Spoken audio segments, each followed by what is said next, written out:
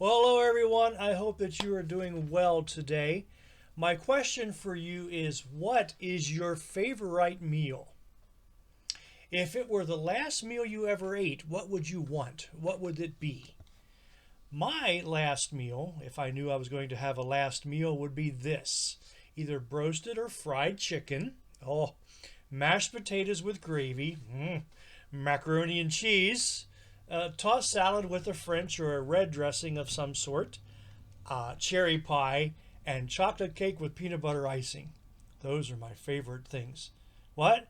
No vegetables? No. If it were my last meal, would it matter if I didn't eat my vegetables? Well, let's get back to that thought in just a bit. This is Holy Week, and today is Thursday of this very special week. Now, many people call this day Holy Thursday or Maundy Thursday. Did you ever hear that? Maundy Thursday? So what does Maundy mean? Maundy. Well, the English word Maundy comes from the Latin word mandatum, which literally means commandment or mandate. Mandatum, commandment. So whether you call it Maundy Thursday, Holy Thursday, or something else, let's take time today to reflect on the command that Jesus gave his disciples at the Last Supper. The Last Supper was this last meal that Jesus ate with his disciples before he was crucified. We find some of the story in Matthew chapter 26, and I want to share a few verses from that story with you today. It was the first day of the Feast of Unleavened Bread, and the disciples came to Jesus, and they said, "Where do you want us to prepare for you to eat this Passover meal?" Jesus replied, "Go to the city to a certain man. Tell him the teacher says, 'My time is near. I am going to celebrate the Passover at your house with my disciples.'" So the disciples did what Jesus had told them to do, and they prepared the Passover meal. When evening came, Jesus was at the table with his 12 disciples. While they were eating, Jesus took bread, he gave thanks, and he broke it, and he handed it to his disciples, and he said, "Take this and eat it. This is my body."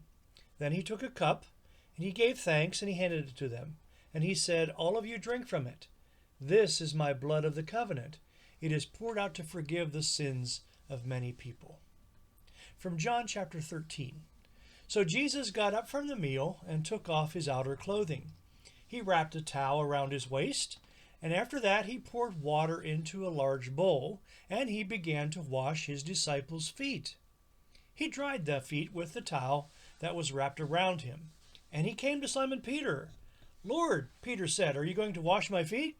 Jesus replied, "You don't realize now what I'm doing, but later you will understand." Peter said, "No, you will never wash my feet." Jesus answered, "Unless I wash you, you can't share life with me." Peter said, "Lord, not just my feet, wash my hands and my head also." So when Jesus finished washing their feet, he put on his clothing, and then he returned to his place. And he said, "Do you understand what I have done for you? You call me teacher and Lord, and you are right. This is who I am. I, your Lord and teacher, have washed your feet, so you should also wash one another's feet. I have given you an example. You should do as I have done for you. I give you a new command. Love one another. You must love one another, just as I have loved you. If you love one another, everyone will know you are my disciples." The Last Supper. We know this as the last meal that Jesus and all of his disciples would have together. So I began our time today by asking you what you would eat for your last meal, and I shared with you some of my favorite things that I would want for my last meal. What would you do if you knew that it was your last meal? Some people think about what their last meal of their life would be. But you know what? Maybe it doesn't matter what you eat for your last meal. Maybe what matters the most is this: did you love one another? Did you love like Jesus commanded us to love? Let's think about that. And as we reflect on the gift of Jesus' love this Holy Week, think about this new commandment that Jesus gave. I give you a new command, to love one another just as I have loved you. Oh, I thank God for his love.